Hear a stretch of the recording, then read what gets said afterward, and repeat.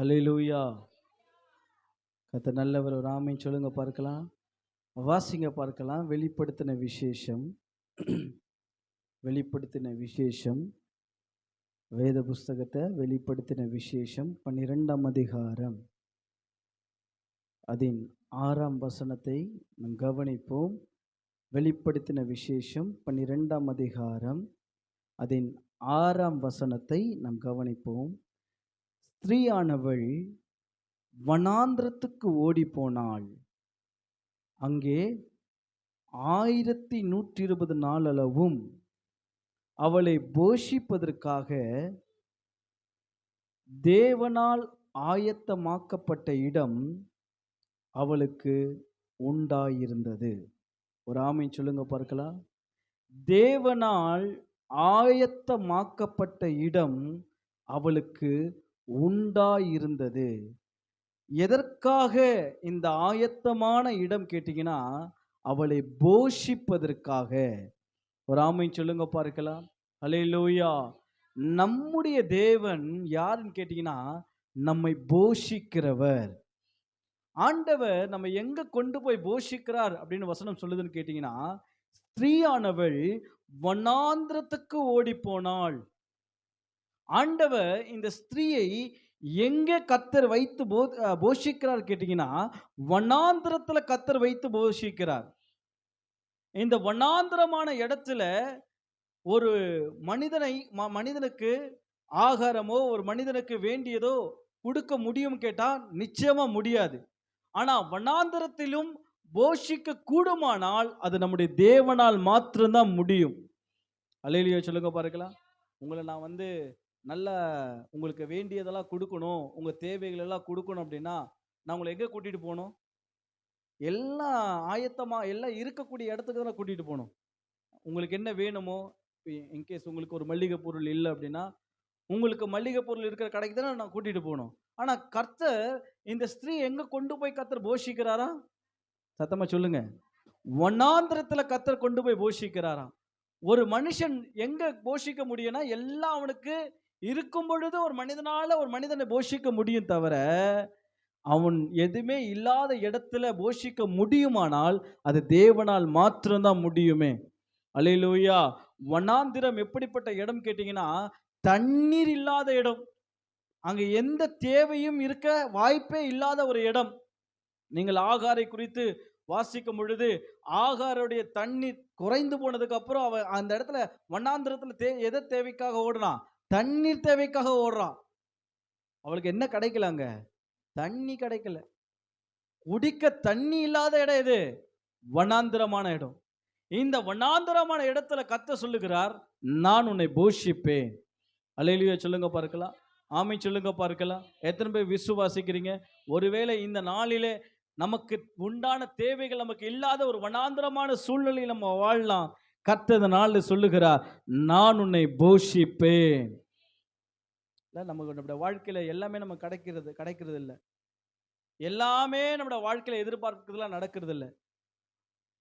நம்முடைய வாழ்க்கையில அதிகமா இல்லாமை என்கின்ற ஒரு சூழ்நிலை தான். இது ஒரு வனாந்தரமான சூழ்நிலை. இயேசுவை மத்திய எழுதின சுவிசேஷ புஸ்தகம் 4ஆம் அதிகாரத்தை நீங்கள் வாசித்து பார்க்கும் பொழுது, இயேசுவை வனாந்திரத்துக்கு பரிசுத்த ஆவியானவர் கொண்டு போனார் என்று வேதத்தில் வாசிக்கிறோம். அங்கே போன இயேசு 40 நாட்கள் உபவாசத்தில் இருக்கிறார். 40 நாட்கள் உபவாசத்தில் இருக்கும் பொழுது அவருக்கு பசி உண்டாயிற்று என்று வேதத்தில் வாசிக்கிறோம். அந்த பசியில அவர் ஆற்றிக்கொள்வதற்கு அந்த வனாந்திரத்தில் ஒண்ணுமே இல்லாமல் இருந்ததை பிசாசானவன் பயன்படுத்தி இந்த கல்லுகளை அப்பமாய் மாற்றும் என்று சொல்லி இயேசுவுக்கு முன்பாக நிற்கிறத பார்க்க முடிகிறது. சில நேரங்களில் இல்லாத சூழ்நிலையில் நமக்கு முன்பாக யார் நிற்பா தெரியுமா? பிசாசானவன் நிற்பான். இந்த வனாந்தரமான சூழ்நிலையில நீ ஒருவேளை பிசாசுகிட்ட கொடுப்பீங்க அப்படின்னா, இந்த வனாந்தரத்துல நீங்க கைவிடப்படுகிற ஒரு சூழ்நிலைக்கு போயிடுவீங்க. ஆனால் தேவன் என்னை போஷிப்பார் என்று சொல்லி இந்த இல்லாமையிலும் தேவனை சார்ந்து கொள்வீர்கள் அப்படி சொன்னா, ஆகார் யாரை சார்ந்து கொண்டார் கேட்டீங்கன்னா, தேவனை சார்ந்து கொண்டார். நீங்க நான் சொல்றேன், ஒருவேளை நம்ம வனாந்திரமான சூழ்நிலையில் இருக்கலாம், நம்ம இல்லாமை என்கின்ற சூழல் நம்முடைய வாழ்க்கையில இருக்கலாம். கர்த்தர் சொல்லுகிறார், நான் உன்னை போஷிப்பேன். எத்தனை பேர் விசுவாசிக்கிறீங்க? ஆமை சொல்லுங்க பார்க்கலாம். 2வது வனாந்திரமான சூழ்நிலை எப்படிப்பட்ட சூழ்நிலை? முதல் சூழ்நிலை வனாந்திரம் என்கின்றதான சூழ்நிலை எப்படிப்பட்டது கேட்டீங்கன்னா, இல்லாமையின் சூழ்நிலை. எழுதிக் கொள்ளுங்க. வனாந்திரமான சூழ்நிலை எப்படிப்பட்ட சூழ்நிலை என்று கேட்டீங்கன்னா, இல்லாமையின் சூழ்நிலை. அங்க எதிர்பார்க்கிறதெல்லாம் இருக்காது. அங்க நம்ம வேண்டியதெல்லாம் இருக்காது. இல்லாமை என்கின்ற சூழ்நிலை. 2வது வனாந்திரமானது எப்படிப்பட்ட சூழ்நிலை என்று பார்ப்போமானால், பிரைஸ் தி லார்ட். என்னாகம புஸ்தகம், திருப்பிக் கொள்ளுங்க. என்னாகம புஸ்தகம்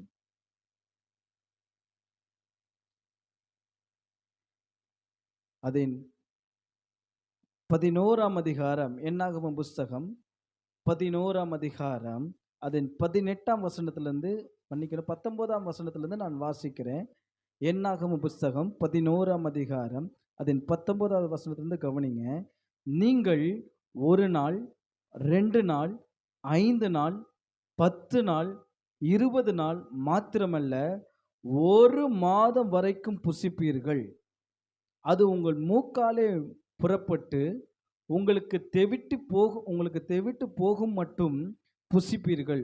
உங்களுக்குள்ளே இருக்கிற கர்த்தரை அசட்டை பண்ணி, நாங்கள் ஏன் எகிப்திலிருந்து புறப்பட்டோம் என்று அவருக்கு முன்பாக அழுதீர்களே என்று சொல் என்றார்.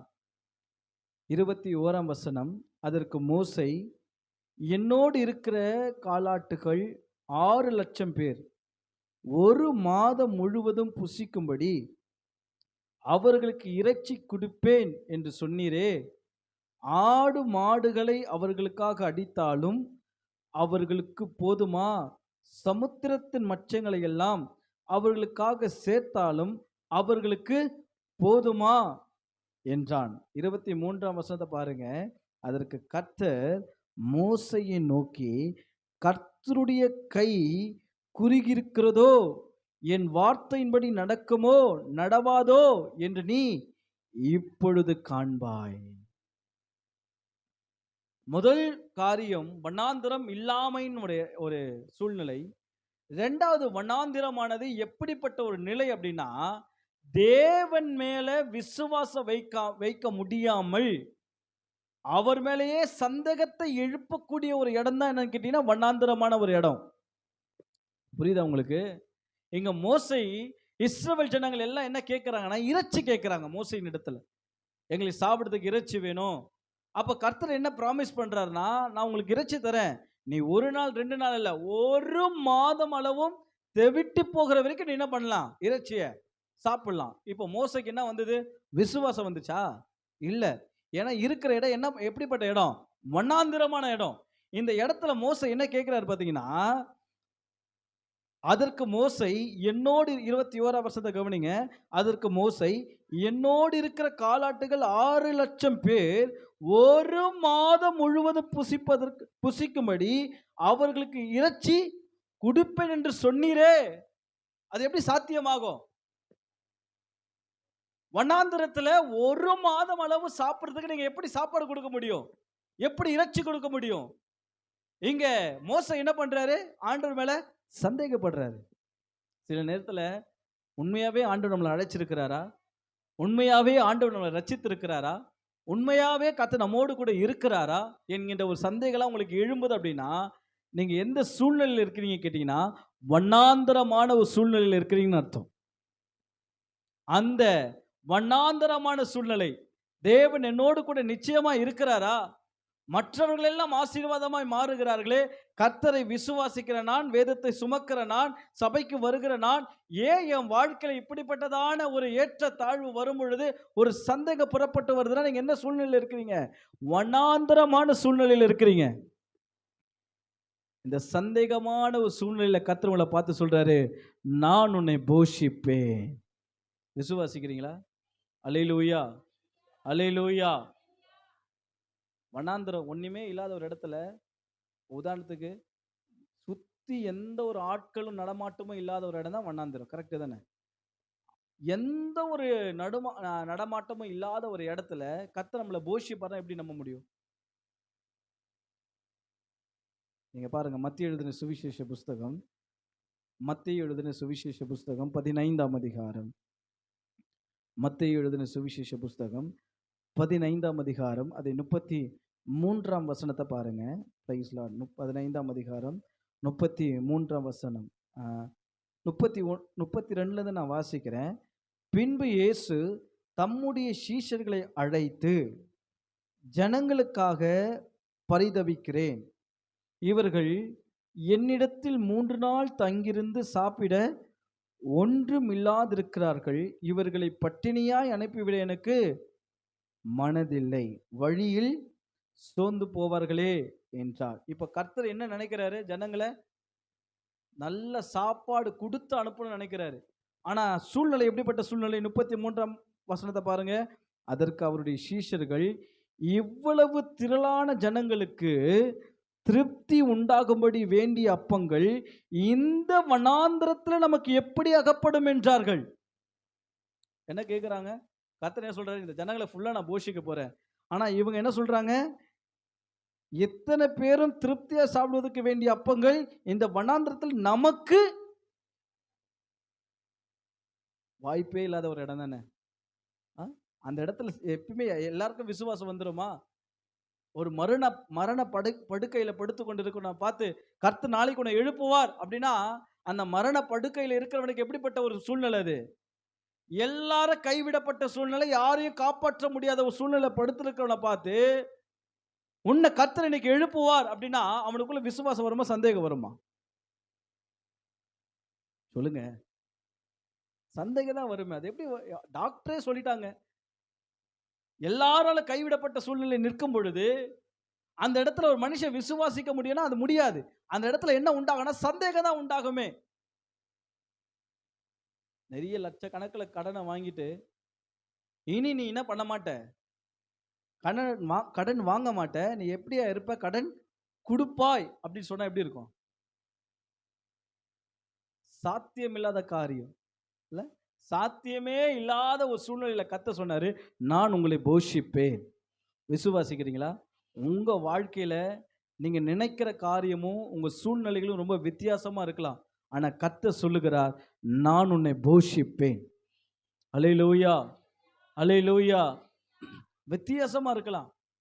நான் இந்த ஊழியத்தை ஆரம்பிக்கும் பொழுது, ஆண்டவரே எனக்கு பிரசங்கம் பண்ண தெரியாது, எனக்கு ஊழியனா என்னன்னு தெரியாது, ஊழியத்தை எப்படி செய்யணும்னு தெரியாது.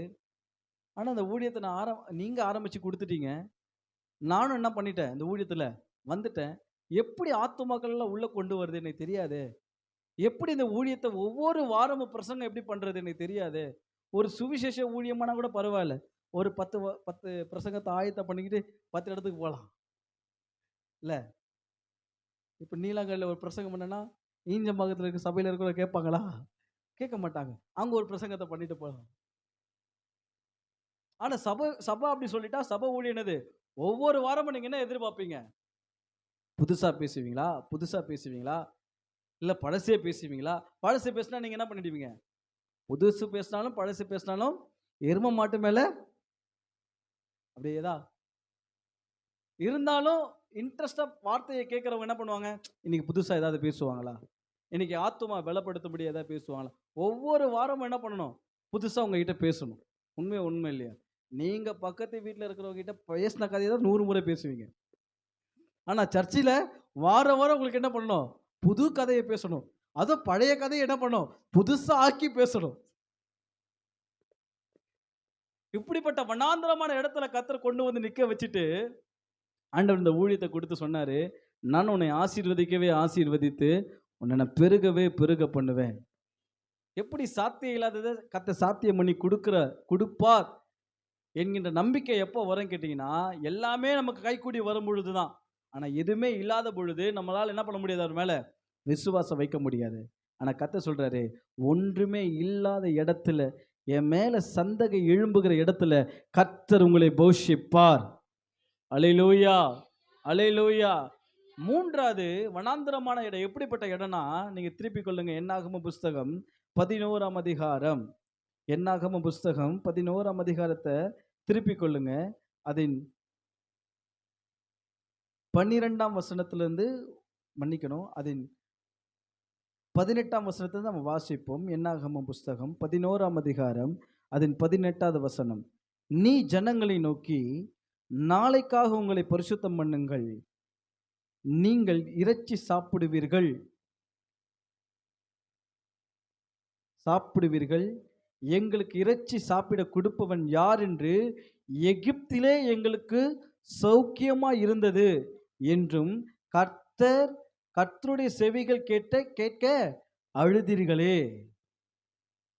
மூன்றாவது காரியம், வனாந்திரமான இடம் எப்படிப்பட்ட இடம்னு கேட்டீங்கன்னா, இங்க பாருங்க, இஸ்ரவேல் ஜனங்கள் என்ன பேசுகிறான்னு கேட்டீங்கன்னா, எகிப்திலே எங்களுக்கு சௌக்கியமா இருந்தது, நாங்க அங்கேயே சுகபோகமா வாழ்ந்தோமே, நாங்க அங்க வேண்டியதெல்லாம் வாங்கி சாப்பிட்டோமே, எங்களை எங்க கொண்டு வந்துட்டீங்க?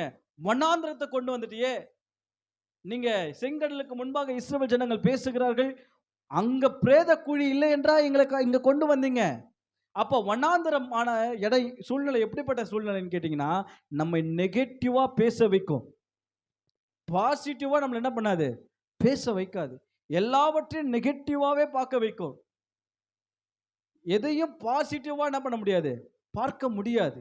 ஒரு ஆமை சொல்லுங்க பார்க்கலாம். ஒருவேளை உங்க வாழ்க்கையில எந்த பாசிட்டிவான காரியம் நடக்க முடியாத ஒரு சூழ்நிலை இருக்கீங்களா? கர்த்தர் சொல்லுகிறார், நான் உங்களை போஷிப்பேன். அல்லேலூயா. ஆண்டவர் உங்களை போஷிப்பார். வனாந்திரம் முதல் காரியம் இல்லாமையின் சூழ்நிலை. வனாந்திரம் இரண்டாவது காரியம் அங்கு சந்தேகம் எழும்பக்கூடிய சூழ்நிலை.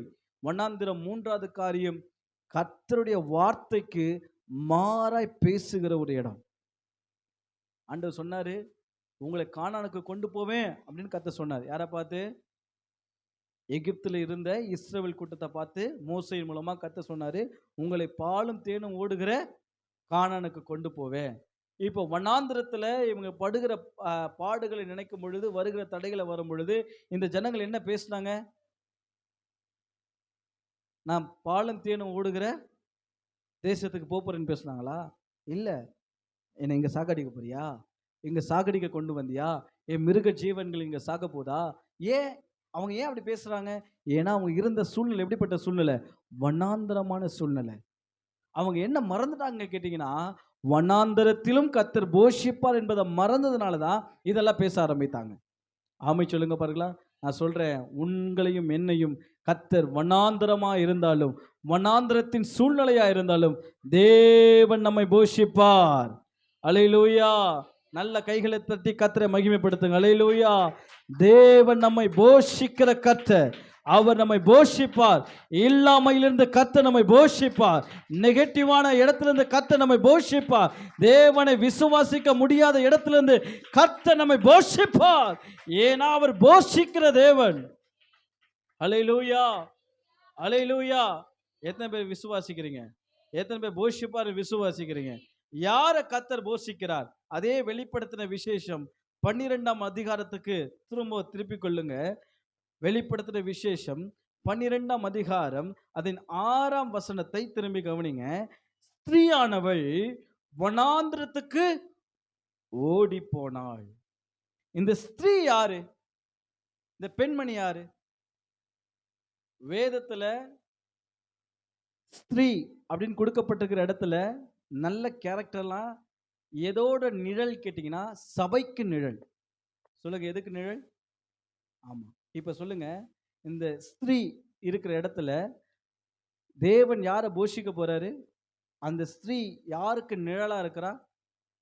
சபைக்கு நிழலா இருக்கிறா. Very good, very good. சபைக்கு நிழலா இருக்கிறா. சபைக்கு நிழலா இருக்கக்கூடிய ஸ்திரீயை கர்த்தர் என்ன பண்றாரு? இல்லாமையிலும் போஷிக்கிறார், விசுவாசிக்க முடியாத சூழ்நிலையிலும் போஷிக்கிறார், கர்த்தருடைய வார்த்தைக்கு விரோதமான சூழ்நிலையிலும் போஷிக்கிறார். உண்மைதானே? உண்மைதானே? இப்ப நீங்களும் நானும் யாரா இருக்கணும்? நீங்க 1 கொரிந்தியர்ல வாசிக்கும் பொழுது பவுல் இப்படி எழுதுகிறார், நீங்களே தேவனுடைய ஆலயமா இருக்கிறீங்க. அப்போ அந்த ஸ்திரீ யாரை குறிக்குது? தேவனுடைய ஆலயத்தை குறிக்குது, சபையை குறிக்குது. அப்ப சபைனா யாரு?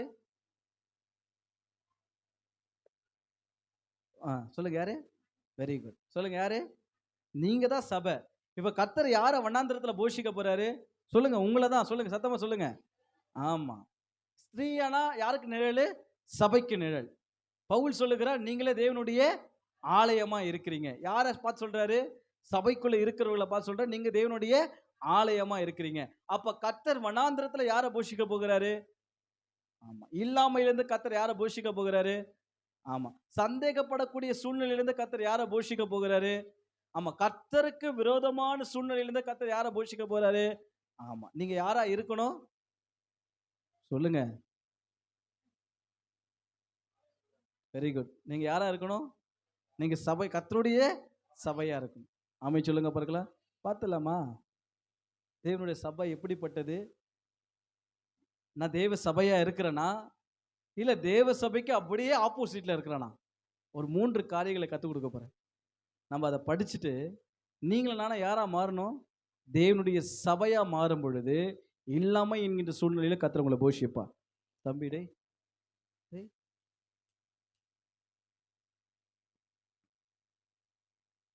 கர்த்தர் நல்லவர். இல்லாமை என்கின்ற சூழ்நிலையிலும் கர்த்தர் உங்கள போஷிப்பார். சந்தேகம் வர நேரத்துல கர்த்தர் என்ன பண்ணுவார்? உங்கள போஷிப்பார். கர்த்தருக்கு விரோதமாய், கர்த்தருடைய வார்த்தைக்கு விரோதமான சூழ்நிலையிலும் கர்த்தர் உங்களை போஷிப்பார். விசுவாசிக்கிறீங்களா? நீங்க யார் இப்போ? அது பிரசங்கம் முடியும் போது டிசைட் பண்ணிக்கங்க. எஸ், நான் கர்த்தருடைய ஆலயமா இருக்கிறேனா? நான் தேவனுடைய ஆலயமா இருக்கிறேனா இல்லையா என்பதை நீங்க எப்ப டிசைட் பண்ணிக்கீங்க? பிரசங்கம் முடியும் போது டிசைட் பண்ணுங்க. சரி, கர்த்தருடைய ஆலயம் எப்படிப்பட்டதா இருக்கும்? வாசிக்க பார்க்கலாம். 1 கொரிந்தியர் 1 கொரிந்தியர் 3ஆம் அதிகாரம். 1 கொரிந்தியர் 3ஆம் அதிகாரம் அதன் 16ஆம் வசனத்தை பாருங்க. நான் வாசிக்கிறேன். நீங்கள் தேவனுடைய ஆலயமா இருக்கிறீர்கள் என்றும் தேவனுடைய ஆவி உங்களில், சொல்லுங்க, வாசமா இருக்கிறது என்றும் அறியாதிருக்கிறீர்களா? திரும்ப நான் வசனத்தை வாசிக்கிறேன். என்னோட கூட எல்லாம் சேர்ந்து வாசிங்க. புதிய ஏற்பாட்டில் 229வது பக்கம் திருப்பிக் கொள்ளுங்க. 1 கொரிந்தியர் 3ஆம் அதிகாரம் 16ஆம் வசனம். நம்ம எல்லாம் சேர்ந்து வாசிக்க போறோம். இந்த வசனத்திலிருந்து தான் நம்ம சில காரியங்களை தியானிக்க போகிறோம். 1 கொரிந்தியர் 3ஆம் அதிகாரம் 16ஆம் வசனம். எல்லாம் சேர்ந்து வாசிப்போம். நீங்கள் தேவனுடைய ஆவி அறியாதிருக்கிறீர்களா? இப்ப சொல்லுங்க, தேவனுடைய ஆலயத்துக்குள்ள என்ன இருக்கும்? கொஸ்டின் அங்க இருக்கு, ஆன்சர் அதுக்குள்ளேயே அடங்கி இருக்கு பாருங்க. Very good. என்ன இருக்கும்? தேவனுடைய ஆவினா, ஒரு ஆவின்னு சிம்பிள் சொல்லிடக்கூடாது. ஆவினா எல்லா ஆவி, அசுத்த ஆவி கூட தான் இருக்குது. Very good. என்ன ஆவி? தேவனுடைய ஆவி. அப்போ தேவ சபைனா அந்த சபைக்குள்ள யாரு வாசமா இருப்பா? சத்தமா சொல்லுங்க. ஆமா, தேவன் தான் வாசமா இருப்பார். என்ன நான் ஒரு ட்ராக்ல போனா நீங்க ஒரு ட்ராக். இப்ப தேவனுடைய ஆலயத்துல வசனம் சொல்லுது, தேவனுடைய ஆவி எங்க வாசம் பண்ணுது? நமக்குள்ள வாசமா இருக்கு. விசுவாசிக்கிறீங்களா? அல்லேலூயா. பார்த்துலாமா? நமக்குள்ள ஆவி இருக்க, ஆவி, தேவனுடைய ஆவி வந்து நமக்குள்ள அசைவாடுறாரா, வாசம் பண்ணுகிறாரா, உலாவுகிறாரா என்பதை பார்த்துலாமா? தேவ ஆவி ஊற்றப்பட்ட இடத்துல போய் தியானிச்சுட்டு வருவோம். முதல் முறையா ஆவியானவர் எங்க ஊற்றப்பட்டார்? சொல்லுங்க பார்க்கலாம். சொல்லுங்க. அப்போஸ்தலர் நாட்களிலே சீஷர்கள் எல்லாம் ஜெபம் பண்ணாங்கல்ல, அங்க ஆவியானவர் என்ன பண்ணாரு? இறங்கி வந்தார். ஆவியானவர் இறங்கி வந்தது மாத்திரம் இல்ல, அங்கேயே அவர்களோடு கூட தங்கி இருந்து பற்பல காரியங்கள் இந்த நாள் வரைக்கும் கர்த்தர் செய்து கொண்டிருக்கிறார். அல்லேலூயா சொல்லுங்க பார்க்கலாம். அங்க ஆவியானவர் ஏன் தங்கினார்? ஏன் இறங்கி வந்தார்? அங்க நடந்த ஒரு 3 காரியத்துல உங்களுக்கு சொல்றேன். நீங்க தேவனுடைய ஆவினா உங்களுக்குள்ள யார் இருக்கணும்? மன்னிக்கணும். நீங்க தேவனுடைய ஆலயமா இருந்தா உங்களுக்குள்ள யார் இருக்கணும்? தேவனுடைய ஆவி இருக்கணும். அப்ப தேவனுடைய ஆவி உள்ள, ஆவியானவர் வரும் பொழுது எல்லா மனுஷனாலும் அறிய முடியும். சொல்லுங்க, எல்லா மனுஷனாலும் தேவனுடைய ஆவிய நமக்குள்ள அபிஷேகம், பரிசுத்த ஆவியினுடைய அபிஷேகம் வரும் பொழுது நம்மால அறிய முடியும். புரியுதுங்களா உங்களுக்கு? ஆனா அசுத்த ஆவி உள்ள வருது, என்ன பண்ண முடியாது? அசுத்த ஆவி உள்ள வருது, என்ன பண்ணாது? தெரியாது. ஆனா போகும்போது என்ன பண்ணும்? பல அலக்கழிச்சிட்டு தான் வெளியில போகும். ஆனா இதே ஆவியானவரை பார்த்தீங்கன்னா, உள்ள வரும்போது என்ன பண்ணுவாரு? தெரியும். ஆவிய நம்ம மேல இறங்குகிறதும், ஆவிய நம்ம நிரப்புகிறதும் நமக்கு தெரியும். ஆனா வெளியில போகும்போது எப்படி போவாரு? சைலன்ட்டா போயிடுவாரு. எந்த ஒரு சிம்ப்டமும் இல்லாம அழகா வெளிய போயிடுவாரு. இந்த சிம்சோன் இருக்கிறாரு. இந்த சிம்சோன் மேல கர்த்தருடைய ஆவியானவர் இருந்தார். கவனிங்க. இந்த சிம்சோன் மேல யார் இருந்தா? கர்த்தருடைய ஆவியானவர் இருந்தார். இந்த சிம்சோன் கர்த்தருடைய ஆவியை பெற்று வாழ்ந்த ஒரு மனிதனா இருந்தான். ஆனா ஒரு காலகட்டம் வரும்பொழுது ஆவியானவர் அவனை விட்டு என்ன பண்ணிட்டாரு? விலகிட்டாரு. நீங்க வேதத்தை வாசித்து பார்த்தீங்கன்னா, சிம்சோன் எப்பொழுதும் போல எழுந்துக்கிறாரு. என்ன எழுந்துக்கிறாருன்னு கேட்டீங்கன்னா, ஆண்டவர் என் கூட பரிசுத்த ஆவியானவர் என்னோடு கூட இருக்கிறார் என்று எழுந்துக்கிறாரு. ஆனா என்ன ஆச்சு? ஆவி அவரை விட்டு வெளியில போச்சு. ஆவியானவர் போகிறது என்ன பண்ணாது? நமக்கு தெரியாது. ஆனா ஆவியானவர் உள்ள வருகிறது நமக்கு தெரியும். அசுத்த ஆவி உள்ள வருது என்ன பண்ணாது? தெரியாது. நம்ம சபையில எத்தனையோ இந்த அசுத்த ஆவி பிடிச்சவங்கலாம் வந்திருக்கிறாங்க. அதுல ஒரு பொண்ணு பிறந்து ஒரு 5 வயசுல என்ன பண்ணுச்சாம்? ஒரு சர்ப்பத்துடைய ஆவி என்ன பண்ணுச்சு அந்த பிள்ளை மேல? ஏறிடுச்சு. அந்த வயசுல இருந்து இப்ப வாலிப பருவத்துக்கு வரப்போறா. அது வரைக்கும் அந்த ஸ்பிரிட் என்ன பண்ணுது? அவளுக்குள்ள கிரியை செய்யுது. போகட்டும். எப்படி வந்து கேட்டா அந்த பிள்ளைக்கு என்ன பண்ணாது? தெரியாது. ஆனா அந்த பிள்ளைக்கு ஜெபம் பண்ணும்போதெல்லாம் அது என்ன பண்ணும்? ரொம்ப அலக்கழிக்கும். அதிகமா ஜெபம் பண்றதுனால அந்த பிள்ளை வருதில்ல சபைக்கு. தொரத்திடாதீங்க. அந்த ஸ்பிரிட்ட தொரத்திடாதீங்க. இப்ப தெரியாது.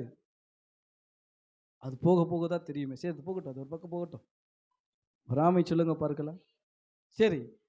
அப்போஸ்தலர் நாட்களிலே பரிசுத்த ஆவியானவர் இறங்கி வந்தார். வாசிங்க பார்க்கலாம். அதை குறித்து நாம் தியானிக்க போகிறோம். அப்போஸ்தலர் நடபடிகளின் புஸ்தகம் 1ஆம் அதிகாரம். அப்போஸ்தலர் நடபடிகளின் புஸ்தகம் 1ஆம் அதிகாரம். Praise the Lord. அதன் 10ஆம் வசனத்திலிருந்து ஒருவர் வாசிப்போம். வாசிக்கிறீங்களா? யாராவது வாசிக்கிறீங்களா? ம். ம். ம். தம்பி அமைதியா இருக்கணும் என்ன? வாசிங்க, வாசிங்க. ம்.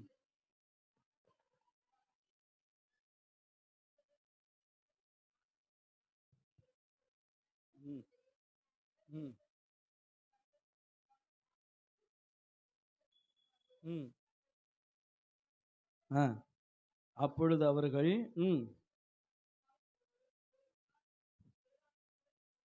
ஆ.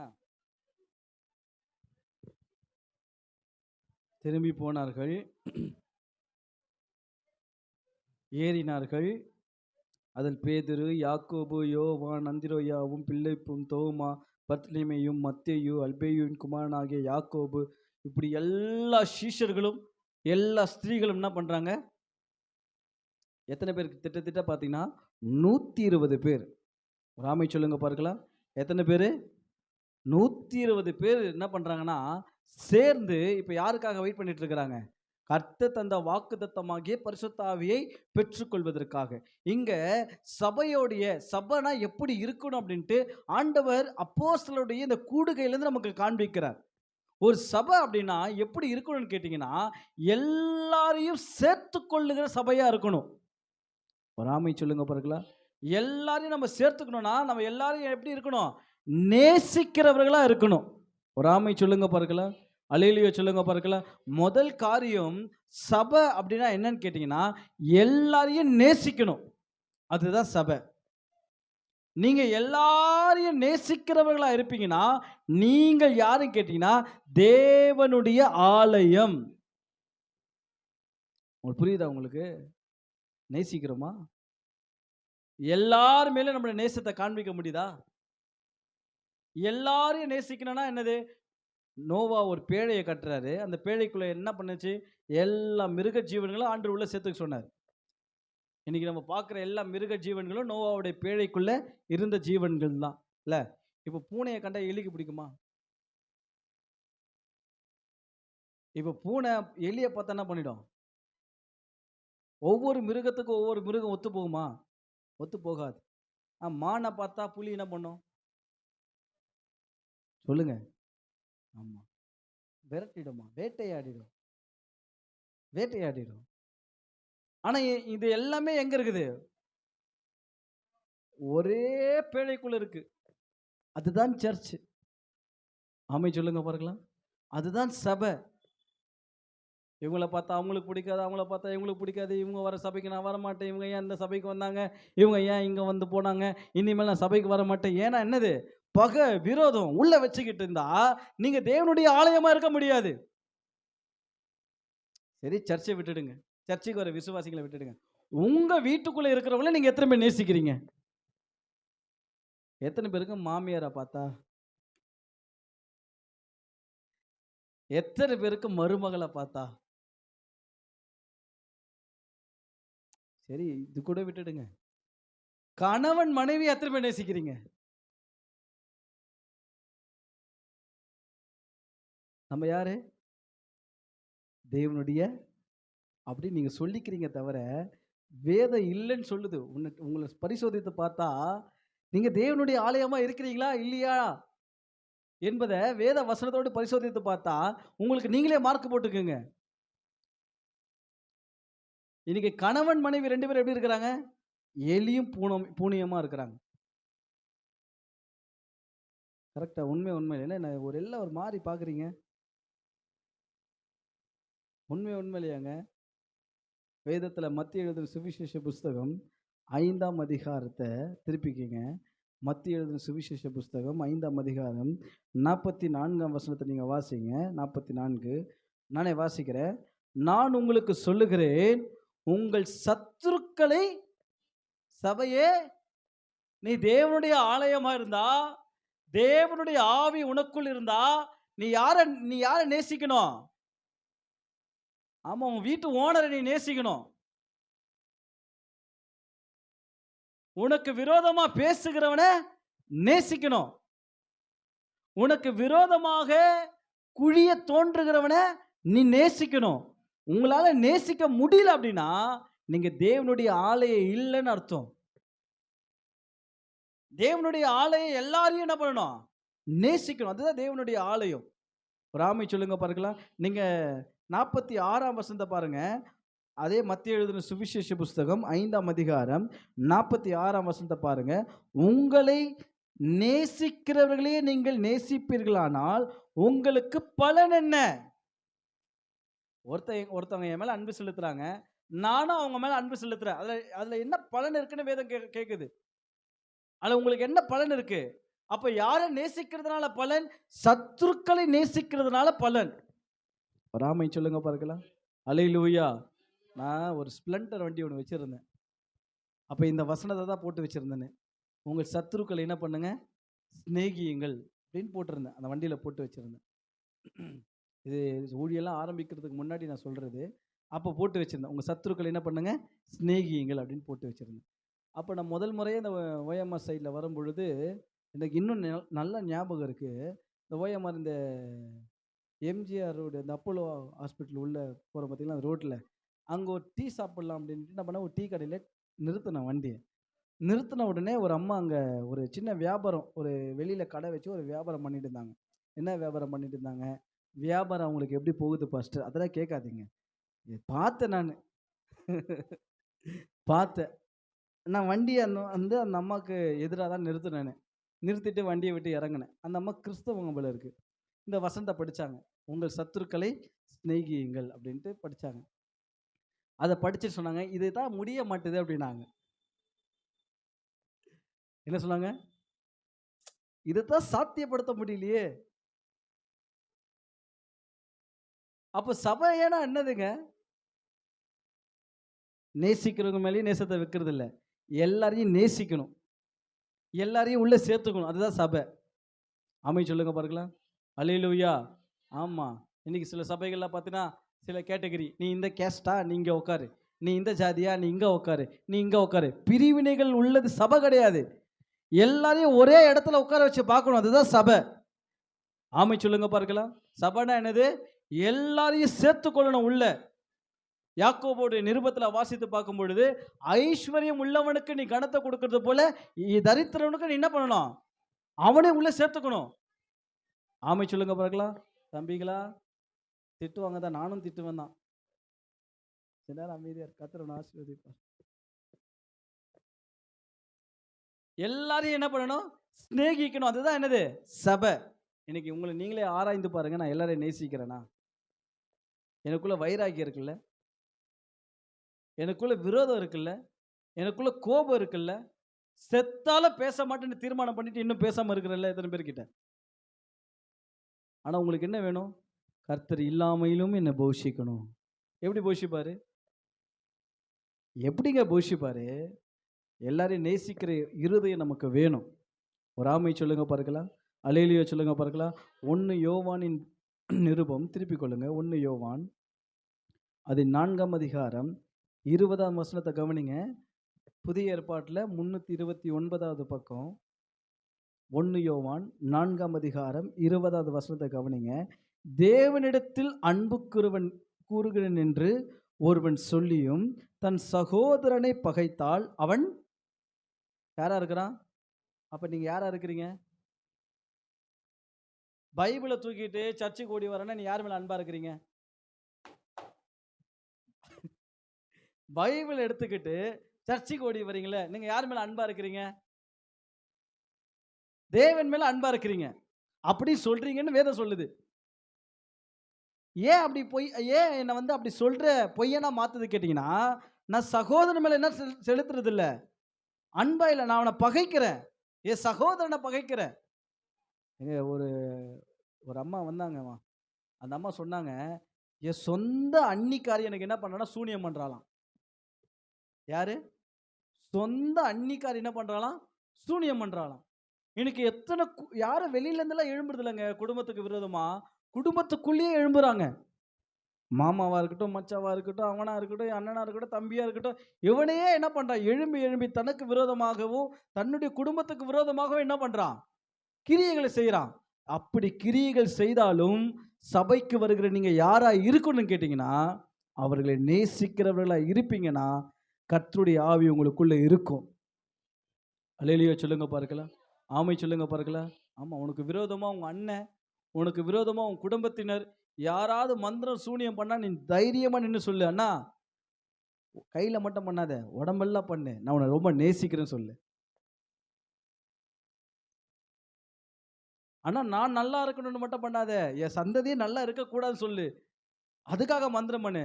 அப்படி பண்ணல நான் என்ன பண்றேன்? உன்னை நேசிக்கிறேனா? அப்படி சொல்லி பாரா, சொல்லி பாருங்களேன். அது அப்படி கர்த்தர் உங்களை போஷிக்கிறவர் வெளிப்படுவார். அல்லேலூயா சொல்லுங்க பார்க்கலாம். ஆமை சொல்லுங்க பார்க்கலாம். நீங்க தொடர்ந்து வசனத்தை பார்க்கும் பொழுது 21ஆம் வசனத்தை பாருங்க. தேவனிடத்தில் அன்பு கூறுகிறவன் தன் சகோதரனிடத்திலும் அன்பு கூற வேண்டும் என்கின்ற இந்த கற்பனையே அவராலே பெற்றிருக்கிறோம். மன்னிக்கணும். 20ஆம் வசனத்தை திரும்பி பாருங்க. தேவனிடத்தில் அன்பு கூறுவன் என்று ஒருவன் சொல்லியும் தன் சகோதரனை பகைத்தால் அவன் பொய்யன். தன் கண்ட சகோதரிடத்தில் அன்பு கூறாமல் காணாத தேவனிடத்தில் அன்பு கூறுவது எப்படி? புரியுதா உங்களுக்கு? பக்கத்துல ஒருத்த சாப்பாடு இல்லாம இருக்கிறான். பக்கத்துல என் அண்ணங்கார சாப்பாடு இல்லாம இருக்கிறான். என் தம்பிக்கார வஸ்திரம் இல்லாம இருக்கிறான். என்னுடைய சொந்த கூட பிறந்த என்னுடைய சகோதரமார்கள் சகோதரிமார்கள் கஷ்டப்படுறாங்க. இப்படி கஷ்டப்படுறத பார்க்கும் பொழுது நான் மற்றவங்களுக்கு போஷிக்கிறேன்னா நான் யாரா இருப்பேன்? நான் கர்த்தரை நேசிக்கிறவனா மாறிட முடியுமா? உங்களுக்கு புரியுதா உங்களுக்கு? உங்க வீட்டு பக்கத்துல இருக்கிற சாப்பாடு இல்லாம இருக்கிறாங்க. ஆனா கிறிஸ்மஸ்னா 2 கிலோ பிரியாணி பண்ணிட்டு என்ன பண்ற? ஏழை எளிய ஜனங்களுக்கு கொடுக்குற. இது என்னது? நான் கிறிஸ்துவின் அன்பை என்ன பண்றேன்? எத்தனை பேர் சொல்லுங்க, உங்க வீட்டுக்கு சாப்பாடு வந்து கேட்டா அவங்கள உட்கார வச்சு கொஞ்சம் ஒரு 2 மினிட்ஸ் 5 மினிட்ஸ் நீ வீட்டுக்குள்ள கூட உட்கார வைக்காத. சரி, வெளியில உட்கார வச்சு சொல்லு. ஒரு 5 மினிட்ஸ் 10 மினிட்ஸ் வெயிட் பண்ணுங்க. நான் உங்களுக்காக சமைச்சு கொடுக்குறேன் அப்படின்னு எத்தனை பேர் கொடுத்துருக்கீங்க? இல்லைன்னா நீங்க சமைச்சு வச்சிருந்த சாப்பாடை எத்தனை பேர் கொடுப்பீங்க? அவங்களுக்குன்னு ஒரு சாப்பாடு இருக்கு. என்ன சாப்பாடு? நைட்டு மீந்த சாப்பாடு, நைட்டு மீந்த குழம்பு. இல்லைங்க, நம்ம எல்லாரையும் நேசிக்கிறவர்களா இருக்கணும். இதுவே உன்னுடைய ரொம்ப நெருக்கமானவங்க உள்ள வந்தாங்கன்னா நீ பழைய சாப்பாடு போடுவியா? அவங்களுக்கு என்ன பண்ணுவ? அப்போ உனக்கு வேதம் சொல்லுது, நீ தரித்திரனை உபசரிக்கும் பொழுது நீ மறவாமல் யாரை தரிசிக்கிறியா? நீ யாருக்கு உபசரிக்கிறியா? தேவ தூதனுக்கும் உபசரிக்கிறீங்களா? அப்போ ஒரு தரித்திரம் வந்தா அவனை எப்படிப்பட்ட பார்வையில பார்க்கிற? ஒரு சபை அப்படி பார்க்கவே கூடாது. ஆமை சொல்லுங்க பார்க்கலாம்.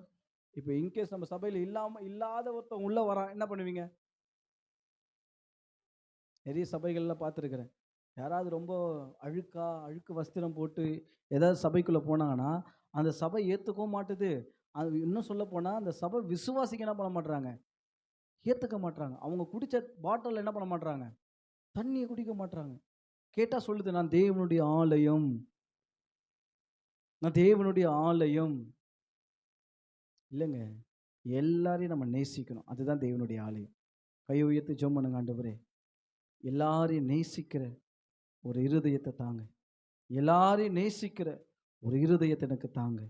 இயேசுவின் நாமத்தில் பிதாவே. ஆமென். அல்லேலூயா. அல்லேலூயா. இப்ப திருப்பிக் கொள்ளுங்க. அப்போஸ்தலர் நடபடிகளின் புஸ்தகம் 1ஆம் அதிகாரம் அதின் 14ஆம் வசனம் கடைசி 2 லைன் பாருங்க. அவருடைய சகோதரர்களோடு கூட ஒரு மனப்பட்டு. சொல்லுங்க என்னது? ஆவியானவர் எங்க இருப்பாரு? நீங்க அப்போஸ்தலர் 2ஆம் அதிகாரம் முதல் வசனத்தை பாருங்க. பெந்தெகொஸ்தே என்னும் நாள் வந்த பொழுது அவர்கள் எல்லாரும் ஒருமனப்பட்டு. சபைனா எப்படி இருக்கணும்? ஒரு மனம் உடைய சபையா இருக்கணும். ஒரு மனம் உடையவர்களா இருப்பீங்க அப்படின்னா, கர்த்தர் வனாந்திரத்திலும் உங்களை போஷிப்பார். அல்லேலூயா சொல்லுங்க பார்க்கலாம். ஒரே வீட்டுக்குள்ள இருந்தாலும் எப்படி இருக்கணும்? சொல்லுங்க. ஒரே மனமா இருக்கணும். தவறு செய்யும் பொழுதும் மாத்திரம் இல்ல, நல்லது செய்யும்போது ஒரே மனமா இருக்கணும். புரியுதா உங்களுக்கு? எப்படிப்பட்டவர்களா இருக்கணும்? ஒரே மனதுடையவர்களா இருக்கணும். சிலர்லாம் பார்த்தீங்கன்னா, அந்த ஒரு மனத கெடுப்பாங்க. யாராவது ஒருத்தவங்க வீட்டுக்குள்ள போயிட்டு கணவன், மனைவி 2 பேரும் என்ன பண்ணுவாங்க? ரொம்ப நல்ல ஐக்கியமா ஃபெல்லோஷிப்ல இருப்பாங்க. ஆனா, யாராவது ஒருத்தர் உள்ள போயிட்டு என்ன பண்ணுவான்? பிரிவினைய உண்டாக்கிட்டு போயிடுவான். அப்படியா இருக்கக்கூடாது நீ. நீ போனா அந்த இடத்துல பிரிவினை வரக்கூடாது. அந்த இடத்துல சமாதானம் வரணும். புரியுதா உங்களுக்கு? இன்னும் எரியிற எண்ணெயில என்ன பண்ணக்கூடாது? ஆல்ரெடி அந்த வீட்ல பிரச்சனைன்னு தெரியும். எல்லாம் வெளியில உட்காந்து காது குத்து கேட்டுட்டு, தெரியாத மாதிரி உள்ள போயிட்டு என்ன பண்ணுவாங்க? இன்னும் எரியிற எண்ணெயில நெருப்புல எண்ணெய ஊத்திட்டு போவாங்க. இது மட்டும் தான் உனக்கு தெரியும். இதுக்கு மேல எனக்கு தெரியும் அப்டின்ட்டு இல்லாத பொல்லாததெல்லாம் சொல்றது. இல்லங்க வசனம் சொல்லுது, கூடுமான அளவுக்கு எல்லார்கிட்டயும் என்ன எப்படி இருங்க? சமாதானமா இருங்க. சபைன்னா என்னது? எப்பயும் சண்டையோடு இருக்கக்கூடாது உன் வீடு. எப்பொழுதும் சமாதானமா இருக்கணும். அல்லேலூயா சொல்லுங்க பார்க்கலாம். ஓயாம சண்டை போட்டுட்டு இருக்கக்கூடாது குடும்பத்துல உட்காந்துக்கிட்டு. மனைவியோடைய ஓயாத சண்டை, அது ஒழுங்கின்மையா இருக்கு நீதிமொழிகள்ல வாசிக்கிறோம். சும்மா நொய்யு நொய்யுன்னு கணவன் கிட்ட சண்டை போட்டுக்கின்னு, பிள்ளைங்க கிட்ட சண்டை போட்டுக்கிட்டு, ஏதாவது ஒரு வம்ப இழுத்துக்கின்னு, இல்லாத பொல்லாத பேசிக்கிட்டு 10 வருஷத்துக்கு முன்னாடி நடந்திருக்கும். அது இப்போ உட்காந்து பேசிக்கிட்டு, 10 வருஷத்துக்கு முன்னாடி கல்யாணமான புதுசுல மாப்பிள்ளைக்கு சரியா சாப்பாடு போட்டுருக்க மாட்டாங்க. அத இப்போ உட்காந்து எப்போ 2 பிள்ளைய பெத்து அந்த பிள்ளைகளுக்கு கல்யாணம் பண்ற வயசு வரும்போது அத பத்தி பேசுறது. இது என்ன ஆகும்? பகைய தான் சமாதானத்த கொண்டு வருமா? சமாதானத்த கொண்டு வருமாங்க? சமாதானத்த கொண்டு வரவே வராது. நீ ஊரார் இடத்துல சமாதானமா இருக்கிறியோ இல்லையோ, உங்க குடும்பத்தோட விசேஷமா உங்க கணவரோடு கூட, உங்க மனைவியோட கூட சமாதானமா இருங்க. அல்லேலூயா சொல்லுங்க பார்க்கலாம். உண்மையான ஒரு மனுஷன், கர்த்தருடைய ஆலயமா இருக்கிற மனுஷன், ஒருத்தவங்கள துக்கப்படுத்தியோ, ஒருத்தவங்கள வேதனைப்படுத்தியோ நிம்மதியா இருந்துற முடியாதுங்க. உண்மையா. நீங்க அனுபவிச்சிருப்பீங்களா என்னன்னு தெரியல. அனுபவிச்சு பாருங்க. உண்மையாவே ஆண்டவர பின்பற்றுகிற ஒரு தேவனுடைய ஆலயம் பார்த்தீங்கன்னா, ஒருத்தவங்கள வேதனைப்படுத்தாது, ஒருத்தவங்கள துக்கப்படுத்தி பார்க்காது. ஒருத்தவங்கள துக்கப்படுத்தி, வேதனைப்படுத்தி பார்க்கிறவன்னா, அவன் தேவனுடைய ஆலயம் உடையவனா மாற முடியாது. தேவனுடைய ஆலயமா இருக்கக்கூடிய நீங்க, ஒருத்தவங்கள வேதனைப்படுத்தி, துக்கப்படுத்தி, அவங்கள கஷ்டப்படுத்தி பார்க்கவே கூடாது. ஒரு நாளு பாஸ்டர் தாமஸ் ராஜ் அவர்கள் வந்து ஒரு சாட்சி ஒண்ணு சொன்னாங்க. அ என்ன சாட்சின்னு கேட்டீங்கன்னா, அவர் ஒரு ஊழியத்த முடிச்சுட்டு இளைப்பா என்ன பண்ணாரு, வீட்டுக்கு வந்திருக்கிறாரு. வீட்டுக்கு வந்த உடனே ஒரு பிலீவர்ஸ் குடும்பமே நின்னுட்டு இருக்குது. ஒரு பஞ்சாயத்து. பாஸ்டருங்களுக்கு அதிகமா பஞ்சாயத்து இருக்கும். அதுபோல அவருக்கு என்னது ஒரு பஞ்சாயத்து வந்துருச்சு. ஒரு ஒரு குடும்பத்தோட சமாதானம் பண்ணி வைக்கணும் ஒரு சூழ்நிலை வந்துருச்சு. வந்த உடனே என்ன ஆச்சுன்னு கேட்டீங்கன்னா, இவரு பேசிட்டு இருந்த டைம் ரொம்ப அதிகமாயிடுச்சு. இவரு மதியமே என்ன பண்ணல, ரொம்ப அதிகமா கடுமையா வேலை செஞ்சுட்டு, ஊழியத்த முடிச்சுட்டு வீட்டுக்கு வந்திருக்காரு. சாப்பிடலான்னு வந்திருக்கிறாரு. ஆனா வந்த இடத்துல என்ன பண்ண முடியல இவரால உட்காந்துட்டு, சாப்பிட முடியல. ஒரு பஞ்சாயத்துக்கு போயிட்டாரு. போய் ஆஃபீஸ் ரூம்ல உட்காந்துட்டு விசுவாசிங்க கூட பேசிட்டு இருந்தாரு. இப்போ டைம் பார்த்தீங்கன்னா, மணி 4 பார் ஆயிடுச்சு. 4 ஆயிடுச்சு. இப்போ இவரு 4 மணிக்கெல்லாம் ஒரு காஃபியோ, டீயோ குடிக்கிற பழக்கம் இருக்கு. காஃபி குடிக்கிற பழக்கம் இருக்கு. இப்போ அவங்க ஒய்ஃப் வராங்க. ஆ ஆஃபீஸ் ரூம பார்க்குறாங்க. ஒண்ணும் பேச்சுவார்த்தை முடியலன்னு போறாங்க. இப்ப இவருக்கு உள்ள உட்காந்துக்கிட்டு மணி 4 ஆவுது. எவ்வளோ வேலைய முடிச்சுட்டு வந்திருக்கேன். எனக்கு ஒரு காஃபி குடுக்க மாட்றாங்களே! அப்படின்ட்டு இவருக்கு ரொம்ப கோபம் ஒரு பக்கம் வந்துட்டே இருக்குது. ஒரு பக்கம் பஞ்சாயத்து பார்த்துட்டே இருக்கிறாரு. அதுக்கப்புறம் எல்லாம் முடிஞ்சு அ எ இரவு போய் படுக்கிறதுக்காக போயிருக்கிறாங்க. போகும்போது ரொம்ப கோவமா போய் படுத்துட்டு இருக்கிறாரு. படுத்த உடனே அவங்க மனைவி, "என்னங்க இவ்வளோ கோவப்பட்டுட்டீங்க?" அப்படின்ட்டு ரொம்ப அவங்களும் சோர்ந்து போயிட்டு படுத்துட்டாங்க. 2 பேரும் படுத்துட்டாங்க. படுத்த உடனே கர்த்தருடைய ஆவியானவர் எழுப்புனாராம். "தாமஸ், சமாதானமா படுத்திருக்கியாப்பா நீ? நீ சமாதானமா படுத்திருக்கியா?" எத்தன பேருக்கு இந்த அனுபவம் இருக்கு? புருஷன்காரன் வாய்க்கு வந்ததெல்லாம் பேசிட்டு, மனைவிய வாய்க்கு வந்ததெல்லாம் பேசிட்டு, நல்லா தூங்குற. கேட்டா நீ தேவனுடைய ஆலயம்ன்ற. உண்மையாவே தேவனுடைய ஆலயமுடைய மனுஷன் யாரா இருப்பான்னு கேட்டீங்கன்னா, ஒருத்தங்கள கஷ்டப்படுத்திட்டு, வேதனைப்படுத்திட்டு தூங்க மாட்டாங்க. சமாதானம் பண்ணுவான். ஆண்டவர் எழுப்புறாராம், "அப்பா நீ சமாதானமா படுக்கிறியா தாமஸ்?" அப்படின்னுட்டு. அதுக்கப்புறம் நைட் எழுந்து அவங்க ஒய்ஃப போய் எழுப்பி, "அம்மா சாரி நான் கோவப்பட்டுட்டேன். நான் ஏன் கோவப்பட்டுட்டேன் தெரியுமா? கடுமையா ஊழியம். முடிச்சுட்டு சாப்பிடலான்னு வந்தேன். எனக்கு சாப்பிடுற டைம தாண்டி போச்சு. நீ ஒரு காஃபியாவது கொண்டு வந்து குடுப்பேன்னு பார்த்தா என்ன பண்ணல, காஃபியும் கொண்டு வந்து எனக்கு குடுக்கல. அதனால நான் ரொம்ப கோவப்பட்டுட்டேன். என்ன மன்னிச்சிடுமா" அப்படின்னாங்க. அப்ப அவங்க ஒய்ஃப் சொன்னாங்களாம், "எப்பயுமே வருகிற பால்காரன் இன்னைக்கு வரலங்க. இருக்கு கொஞ்சம் காஃபி தான். நீங்க பேசிட்டு இருக்கீங்க. நான் கொண்டு வந்து குடுத்தா என்ன பண்ணணும்? எல்லாருக்குமே குடுக்கணும். நான் உங்களுக்கு மட்டும் தனித்துவமா என்ன பண்ண முடியாது? குடுக்க முடியாது. அதனால தான் நான் காத்திருந்தேன். சரி நீங்க முடிப்பீங்கன்னு பார்த்தா நீங்க என்ன பண்ணல? முடிக்கல. ரொம்ப லென்த்தா போயிட்டு இருந்ததுனால தான் நான் வெயிட் பண்ணிட்டு இருந்தேன்" அப்படின்னாங்க.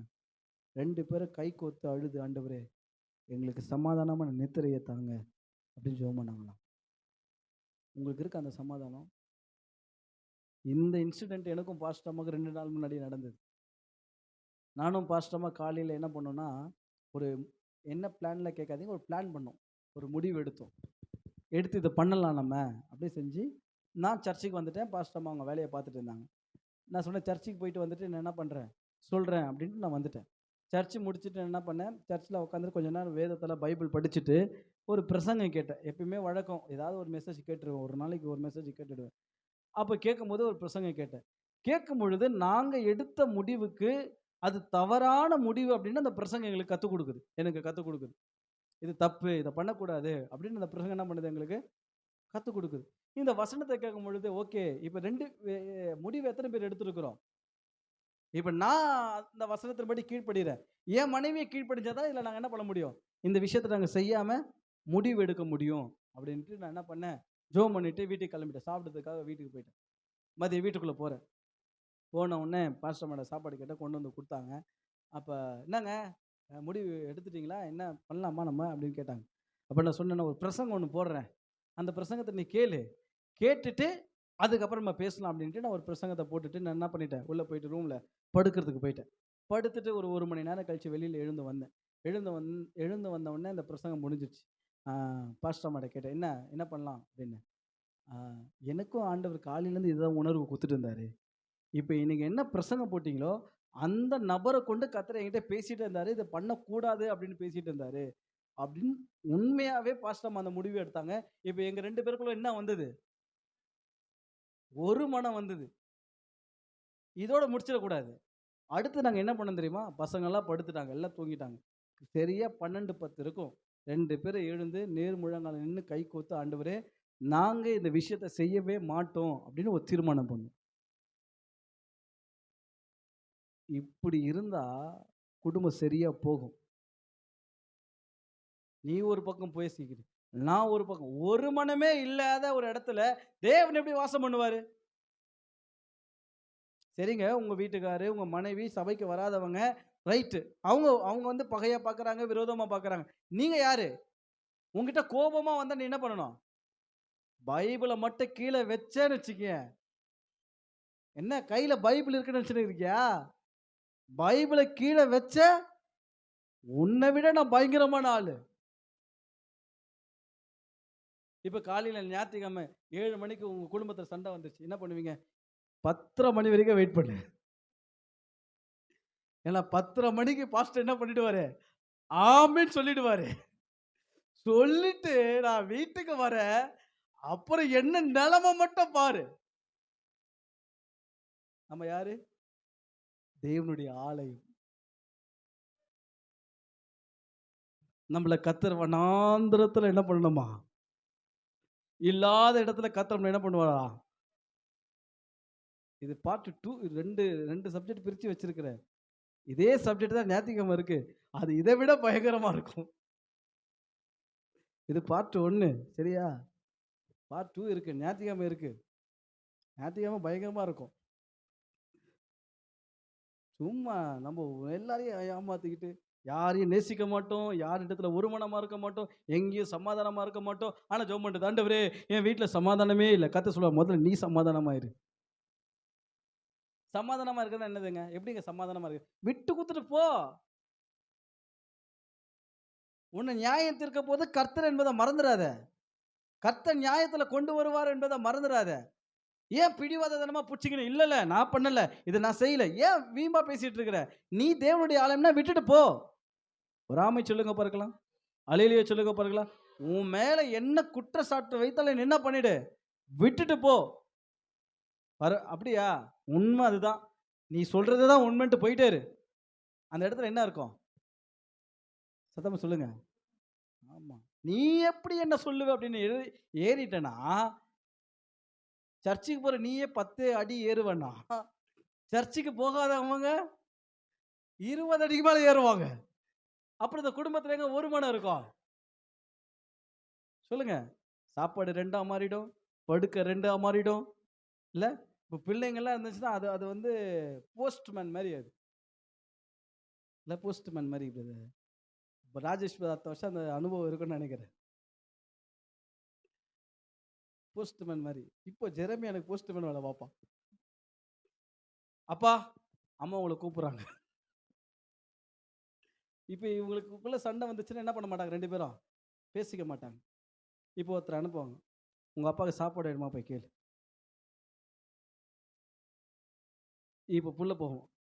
அப்பா சாப்பாடு வேணுமாப்பா? அப்படின்னா, ஏன்? இந்த டைம்ல நான் சாப்பிட மாட்டேன்னு தெரியாதா? சாப்பாடு எடுத்துட்டு வா. அப்படின்ன உடனே அந்த புள்ள என்ன பண்ணும்? அவங்க அம்மா, அப்பா சாப்பாடு கேட்டாரும்மா. சரி, நைட்டு குழம்பு வேணுமா? காலைல குழம்பு வேணுமா கேட்டுரும். இது எது வரைக்கும் டிராவல் நடந்துன்னே இருக்கும்? சமாதானம் வர வரைக்கும் நடந்துட்டு இருக்கும். ஆனா ஞாயித்துக்கிழமை 8:30 மணி ஆச்சுனா, ஸ்தோத்திரம் ஆண்டவரே என்ன போல பரிசுத்தவான் யாரும் இல்ல. நான் கர்த்தருடைய ஆளு, நான் கர்த்தருடைய ஆளு, நான் கர்த்தருடைய ஆளு. இல்லைங்க, நமக்குள்ள ஒரு மனம் இருக்கணும். ஆமென் சொல்லுங்க பார்க்கலாம். விட்டு குத்து போறதுல நீ கெட்டே போக மாட்ட. ஆமென் சொல்லுங்க பார்க்கலாம். ஆபிரகாம் பாருங்க. ஏப்பா என்னை விட்டு பிரிஞ்சு போறியா? என்ன பண்ணு? போ.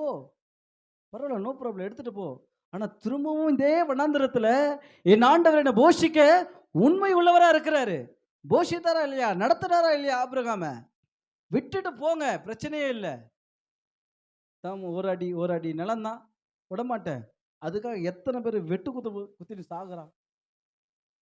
சின்ன இடத்துக்கு. இன்னைக்கு தேசம் முழுவதுமா அங்கங்க யுத்தங்கள் நடக்குது. என்ன காரணம்? ஏன் யுத்தம் நடக்குது? இடத்துக்கு தான். எனக்கு இந்த இடம் வேணும், எனக்கு அந்த இடம் வேணும். இது எங்களுடைய இடம், இது எங்களுடைய பாரம்பரியமான இடம். அதுதான் அடிச்சுக்கிறானுங்களே. அதனால என்ன ஆகுது தேசத்திலேயே? ஒரு ஒரு தேசத்துக்கு இன்னொரு தேசத்துக்கு வர பிரச்சனை, அந்த தேசத்துல இருக்க சின்ன பிள்ளைங்கலேருந்து பெரியவங்க வரைக்கும் என்ன பண்ணுது? அதே போல தாங்க. நீங்க விட்டு குடுத்துட்டு போகாத வரைக்கும் பாதிப்பு உங்க குடும்பத்த சேரும். விட்டு குடுத்து போய் பாருங்க, அந்த இடத்துல தேவ சமாதானம் இருக்கும். அல்லேலூயா சொல்லுங்க பார்க்கலாம். கர்த்தருடைய சமாதானம் இருக்குங்க. உங்கள திருடன்னு சொல்லிட்டாங்களா? உங்கள பேச முடியாத வார்த்தையை கொண்டு பேசிட்டாங்களா? கவலையே படாதீங்க. உங்களை காண்கிறவர் ஒருவர் இருக்கிறார். அல்லேலூயா சொல்லுங்க பார்க்கலாம். உங்களை நடத்துகிறவர் ஒருவர் இருக்கிறார். உங்கள அவமானப்படுத்துறாங்களா? கவலையே படாதீங்க. துக்கமே படாதீங்க. பழி வாங்கணும்னு கூட துடிக்காதீங்க. நீ என்ன பாருங்க, யோசேப்ப கொண்டு போய் குழியில போட்டானுங்க. அண்ணன் தம்பிங்க. போட்டானுங்களா இல்லையா? போட்டவனுங்களுக்கு கர்த்தர் அவன கொண்டு என்ன குடுத்தாரு? ஆகாரம் குடுத்தாரு. உங்கள கொண்டு கர்த்தர் போஷிப்பார். அல்லேலூயா சொல்லுங்க பாருங்களா. உனக்கு விரோதமா எத்தனை பேர் எழும்பினாலும் நீ பதறாத. உன் சமாதானத்த நீங்க கெடுத்துக்காதீங்க. நீங்க சமாதானமா இருங்க. ஆமை சொல்லுங்க பாருங்களா. எத்தனை புயல் காற்று, எத்தனை வெள்ளம் வந்தாலும் நான் கர்த்தருக்குள்ள சமாதானமா இருப்பேன். நான் சமாதானமா இருப்பேன். என் சமாதானத்த ஒருவனும் எடுக்க முடியாது. வாழ்ந்து பாருங்க. நீங்க எப்படிப்பட்ட சூழ்நிலையில இருந்தாலும் கர்த்தர் உங்களை போஷித்து நடத்துவார். விசுவாசிக்கிறீங்களா? எத்தனை பேர் தீர்மானத்தோடு இந்த செகண்ட் பாயிண்ட்டை ஜெபம் பண்ண போறீங்க? கையை உயர்த்தி ஆண்டவரே, யார் என்ன பேசினாலும், யார் என்ன சொன்னாலும் நான் சமாதானமா இருக்க எனக்கு உதவி செய்யுங்க. இயேசுவின் நாமத்தில் பிதாவே, ஆமென். அல்லேலூயா, அல்லேலூயா. சொல்லுங்க, தேவனுடைய ஆலயம்னா என்னது? முதல்ல என்னைய மட்டும் நான் நேசிக்கிறது இல்லை, என்னைய போல நான் என்ன பண்ணணும்? பிறரையும் நேசிக்கணும். ரெண்டாவது, தேவனுடைய ஆலயம்னா ஒரு மனமா இருக்கணும். எப்படி இருக்கணும்? கர்த்தருடைய ஆவியானவர் தேவனுடைய ஆலயத்துக்குள்ள இருக்கிறாரா? அப்ப கர்த்தருடைய ஆவியானவர் எங்க இருப்பாரு? ஒண்ணு, எல்லாரும் நேசிக்கிறவர்களோடு கூட கர்த்தருடைய ஆவியானவர் இருப்பாரு. புரியுதா? ரெண்டாவது, கர்த்தருடைய ஆவியானவர் எங்க இருப்பாரு? ஒரு மனம் இருக்கிற இடத்துல கர்த்தருடைய ஆவியானவர் இருப்பார். அல்லேலூயா. மூன்றாவது காரியம் நான் சொல்லி முடிக்கிறேன். வாசிங்க பார்க்கலாம். அப்போஸ்தலருடைய நடபடிகளின் புஸ்தகம், அப்போஸ்தலருடைய நடபடிகளின் புஸ்தகம் 1ஆம் அதிகாரம். அதன் 14ஆம் வசனத்தை நான் திரும்ப வாசிக்கிறேன். இல்ல கவனிங்க.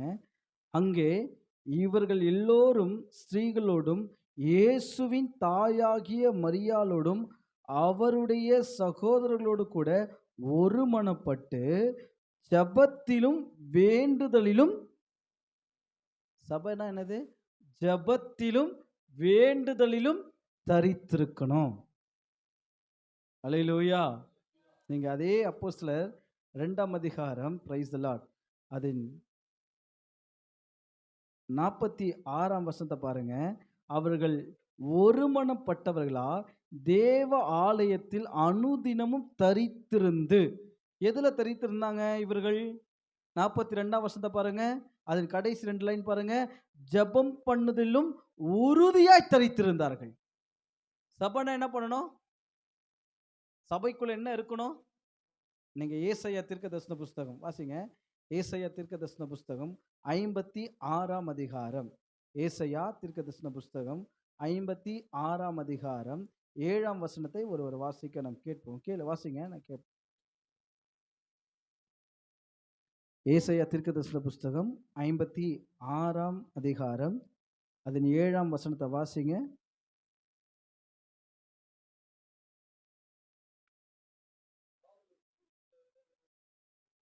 ம் ம் ம் எங்க மகிழ பண்ணுவாராம்? ஜெப வீட்டிலே. ஜெப வீடு என்னது? தேவனுடைய ஆலயம். மகிழ பண்ணுவேன். அவர்களுடைய சர்வங்க தகன பலிகளும் அவருடைய பலிகளும் என் பலிபீடத்தின் மேல் அங்கீகரிக்கப்பட்டிருக்கும். என்னுடைய வீடு யாருடைய வீடு? கர்த்தருடைய வீடு சகல ஜனங்களுக்கும். சபைனா அதுக்குள்ள என்ன இருக்கணும்? கடைசியா ஜெபம் பண்ணி எத்தனை வருஷங்கள், எத்தனை மாதங்கள், எத்தனை வாரங்கள் ஆகுது? ஏங்க ஜெபம் தாங்க முக்கியமே. ஜெபிக்காம தேவனுடைய கரத்திலிருந்து எதுவும் பெற்றுக்கொள்ள முடியாது. சபைனா என்ன தெரியுமா? ஜெபிக்கணும். வராமை சொல்லுங்க பார்க்கலாம். சபைனா என்ன பண்ணணும்? ஜெபிக்கணும். ஜெபிக்கிறது தான் சபை. எத்தனை பேர் காலையில எழுந்து ஜெபம் பண்ணீங்க? எத்தனை பேர் நேரம் கிடைக்கும் பொழுது ஜெபம் பண்ணீங்க?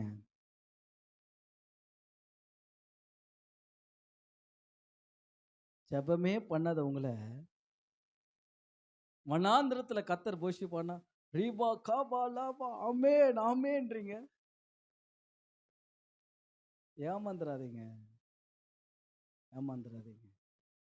அ இது கூப்பன் டிக்கெட் மாதிரிலாம் கிடையாது. இது இப்பலாம் பார்த்தீங்கன்னா, இப்போ பெரிய பெரிய அ பர்ச்சேஸ் பண்ற இடத்துக்குலாம் மாலுக்கெல்லாம் போனீங்கன்னா என்ன பண்ணுவாங்க? ஒரு டிக்கெட்ட எழுதி போடுங்க. உங்களுக்கு என்ன வரும்? உங்களுக்கு ஒரு ஆஃபர் வரும். உங்களுக்கு எங்கேயாவது டூருக்கு கூட்டு போவாங்க.